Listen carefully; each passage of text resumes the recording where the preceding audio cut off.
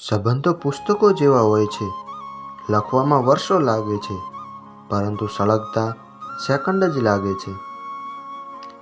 જીત નક્કી હોય તો અર્જુન કોઈ પણ બની શકે છે સાહેબ, પણ જ્યારે મૃત્યુ નક્કી હોય ત્યારે અભિમન્યુ બનવા માટે તો સાહસ જ જોઈએ.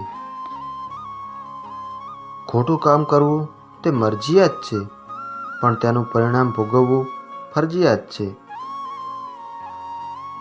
આપણા દુઃખનું મુખ્ય કારણ એ છે કે આપણી પાસે ભવિષ્યના સારા આયોજન કરતાં ભૂતકાળનો વિવાદિત નોલેજ વધારે છે. આ સમયમાં સંબંધમાં ફેર હોય છે.